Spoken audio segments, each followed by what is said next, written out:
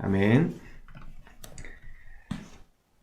다윗이 시글락에 돌아왔을 때 엄청난 그 변화가 있었죠. 시글락에 돌아왔을 때 이 아말렉에 의해서 모든 것이 불타버렸고 자녀들과 아내들, 그 다음에 가축들이 다 빼앗김을 당한 상태였습니다. 그래서 그들이 결국은 다윗에 대해서 엄청난 분노가 있었고, 심지어 6절에 보면 다윗을 돌로 치자고 할 정도로 그렇게 다윗에 대한 실망감을 감추지 못했습니다. 그런 상황에서 다윗은 낙심하지 않았고 하나님께 기도하기 시작했습니다. 그래서 에봇을 가져다가 하나님께 여쭈었고, 하나님께서는 그들을 쫓으라, 그러면 내가 그들을 너의 손에 붙이겠노라, 이러한 말씀을 주셨습니다.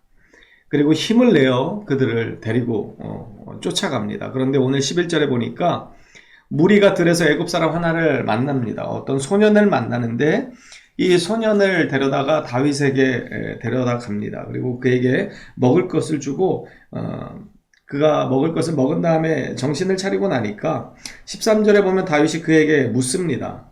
너는 누구에게 속하였느냐? 누구 밑에 있었느냐? 이렇게 물을 때 이 소년이 아말렉 사람의 종이었는데 사흘 전에 병이 들었고 주인이 나를 버렸다, 이렇게 고백하고 있습니다.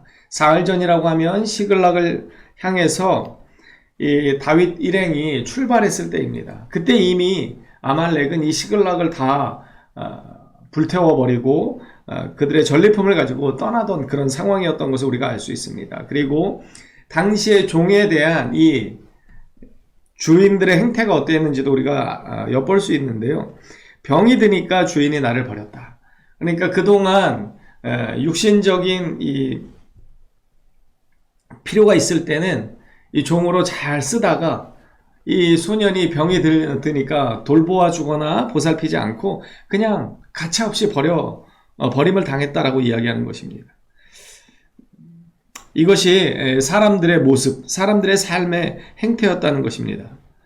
자, 그래서 14절에 보면 그렛 사람의 남방, 유다에 속한 지방, 갈렙 남방을 우리가 침노했고 시글락을 불살랐다 이야기하는데, 이것은 결국은 팔레스타인 남부 지역을 거의 망라해서 이야기하는 것입니다. 그래서 이 팔레스타인 남부 지방을 그들이 약탈했고 불살랐다, 이 소년을 통해서 듣게 되는 것이죠.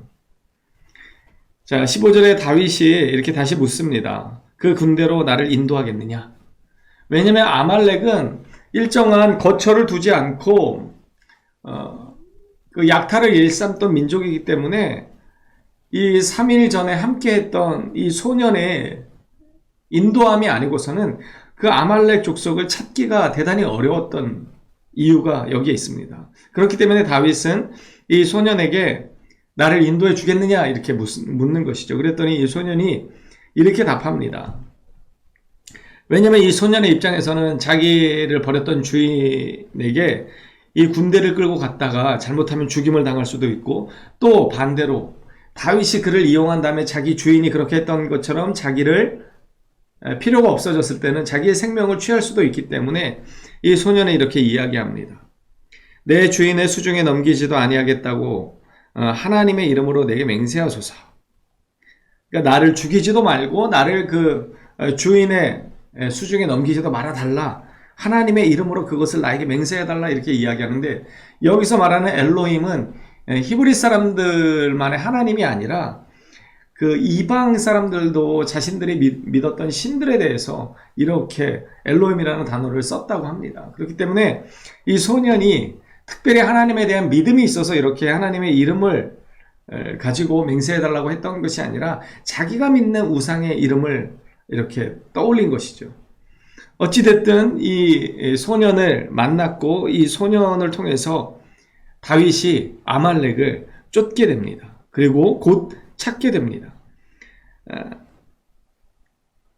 16절에 보십시오. 그가 다윗을 인도하여 내려갑니다. 그들이 온 땅에 편만해서 약탈을 성공했기 때문에 그들이 이 승리에 취해서 먹고 마시고 취해 있는 것이죠.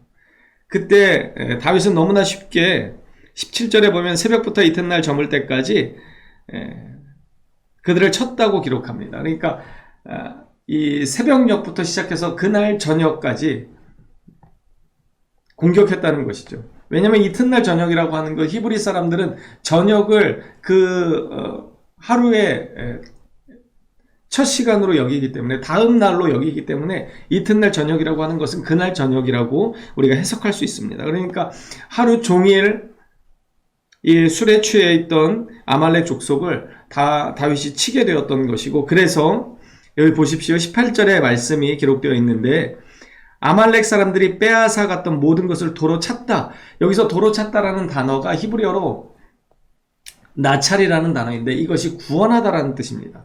그리고 그 나찰이라는 단어가 어디 쓰였냐면 바로 이어서 나오는 그의 두 아내를 구원하였고의 이 나찰이라는 히브리어 구원하다라는 단어가 그대로 쓰입니다. 그러니까 도로 찼고 그 두 아내를 구원했다라고 하는 것은 전혀 손실이 없이 완벽하게 되찾았고 완벽하게 회복하였다라는 뜻입니다. 그러니까 하나님께 묻고 하나님만을 의지해서 나아가는 이 다윗에게 3일 전에 빼앗겼던 전리품처럼 되어버렸던 이 다윗의 모든 소유와 아내와 이 자녀들이 전혀 손상이 없이 다윗에게로 다시 돌아왔다는 것은 정말 기적과 같은 일입니다. 그런데 그 일이 일어났던 것입니다. 그러면서 그것을 사용할 때 나찰이라는 이 구원하다라는 단어를 사용하는 이유는 하나님의 놀라운 은혜였음을 다시금 우리에게 상기시키는 것입니다. 그래서 19절에 보면은요, 그들이 약탈하였던 것, 곧 무리의 자녀들이나 빼앗겼던 것은 크고 작은 것을 막론하고 아무것도 잃은 것이 없이 모두 다윗이 도로 찾아왔다. 이렇게 이야기합니다. 이것이 기적이죠. 어떻게 이럴 수가 있습니까? 3일 전에 빼앗겼던, 그것도 민족을 약탈하는 것을 업으로 삼았던 이 아말렉 족속에게 빼앗겼던 그 모든 것들을 하나도 손해가 없이 빼앗아 왔다는 것은 하나님의 간섭하심이 아니고서는 절대로 설명하기가 어려운 부분입니다. 그래서 20절에 보시면 다윗이 또 양떼와 소떼를 되찾았다 이렇게 이야기하고, 가축들을 앞에 몰고 가며 이르되, 사람들이 이렇게 이야기합니다. 다윗의 전리품이라 하였더라.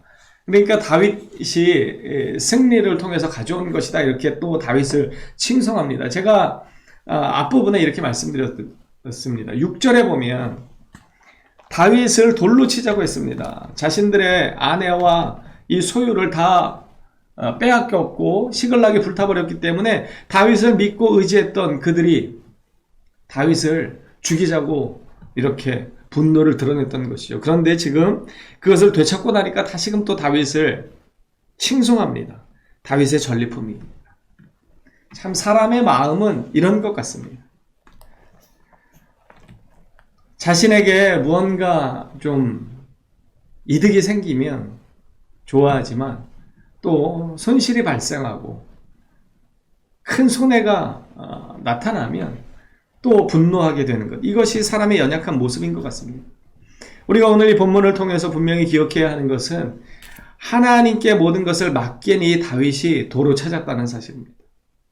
사람을 의지하거나 사람에게 그 전쟁을 맡긴 것이 아니라 다윗은 분명히 이 6절에 보면 백성들이 자녀들 때문에 마음이 슬퍼서 다윗을 돌로 치자 하는데, 다윗이 크게 다급하였으나 그의 하나님 여호와를 힘입고 용기를 얻었더라 이렇게 표현하면서, 다윗이 아히멜렉의 아들 제사장 아비아달에게 에봇을 내게로 가져오라 그렇게 하고 다윗이 여호와께 물었다라는 설명이 6, 7, 8절에 등장하고 있습니다.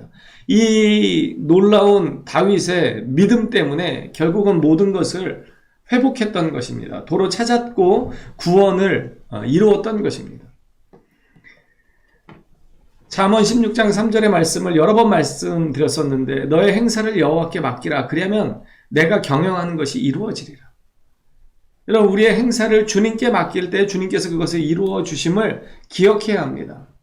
사람이 마음으로 자기의 길을 계획할지라도 걸음을 인도하시는 것은 여호와시라고 잠언 16장 9절은 우리에게 또 분명히 말씀합니다. 하나님께 모든 것을 맡겨야 합니다. 예수님은 어떠셨습니까? 예수님은 인간의 연약함들을 너무나 잘 알고 계셨기 때문에 요한복음 2장 24절에 이렇게 기록하고 있습니다. 예수는 그의 몸을 그들에게 의탁하지 아니하셨으니 이는 친히 모든 사람을 아십니다.